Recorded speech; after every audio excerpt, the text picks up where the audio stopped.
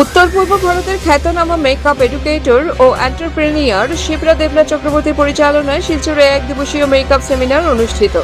রবিবার শিলচর কাছের ক্লাবে উত্তর পূর্ব ভারতের খ্যাতনামা মেকআপ এডুকেটর ও এন্টারপ্রেনিয়র শিপ্রা দেবনাথ চক্রবর্তীর পরিচালনায় এক দিবসীয় মেকআপ সেমিনার অনুষ্ঠিত হয়।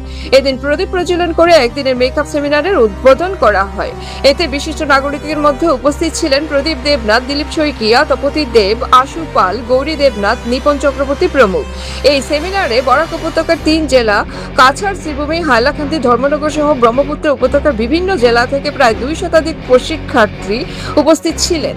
সেমিনারে বিশিষ্ট নাগরিকদের সংবর্ধনা জানানো হয়। সেমিনারে খ্যাতনামা মেকআপ এডুকেটর ও এন্টারপ্রেনিয়র শিপ্রা দেবনাথ চক্রবর্তী বলেন, মেকআপ ইন্ডাস্ট্রিতে কর্মসংস্থানের সুযোগ দিন দিন দ্রুত বৃদ্ধি পাচ্ছে।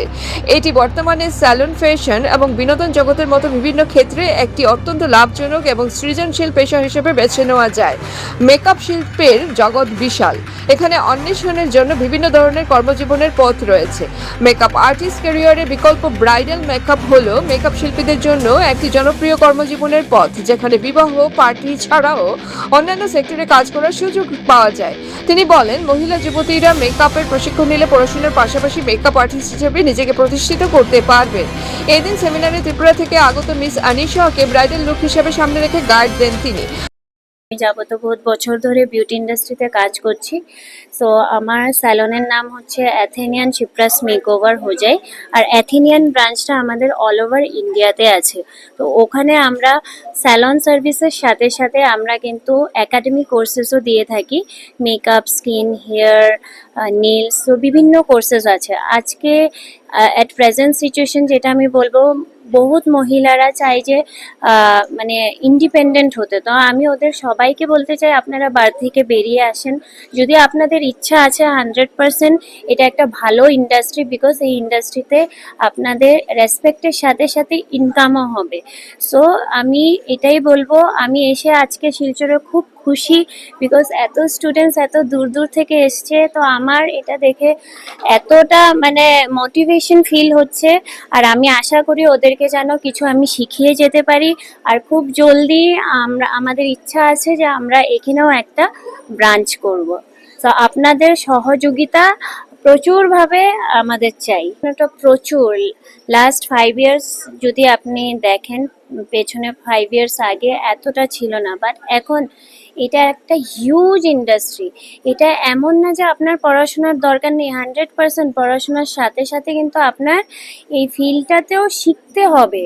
এটা এরকম না যে মানে ধরুন কেউ ক্লাস 1-2 অবধি পড়েছে, ভালো করতে পারবে না। পড়াশোনা ইম্পর্টেন্ট।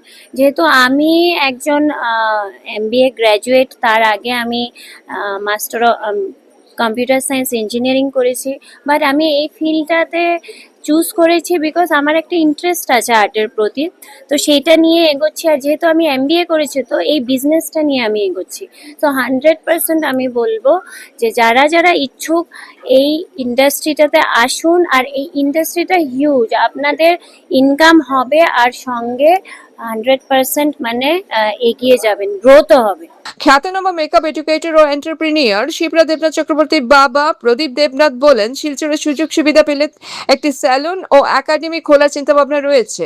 এই ব্যাপারে এই অঞ্চলের সংশ্লিষ্টদের সহযোগিতা কামনা করেন তিনি। কথাই বলবো, আমার মেয়ে একটু আগে বলেছে যে শিলচরে একটা আউটলেট খুলতে চায়, ইউনিসেক্স সেলুন। তা আমরা গত 2 মাস আগে শিলচর এসেছিলাম, অনেক ঘুরেছি জায়গার জন্য। আমাদের এখনও সেট আপটা হয়নি। কাইন্ডলি সবার কাছে প্লাস আপনাদের কাছে আমার বিশেষ একটা রিকোয়েস্ট রইল, আপনারা আমাদেরকে অ্যাপ্রক্স 2000 স্কোয়ার ফিটের আশেপাশে একটা ভালো প্লেজে যদি জায়গা পান আমাদেরকে একটু জানাবেন। ফার্স্ট ফ্লোর হলে চলবে। Bureau report, CNN 24 news, Silchar.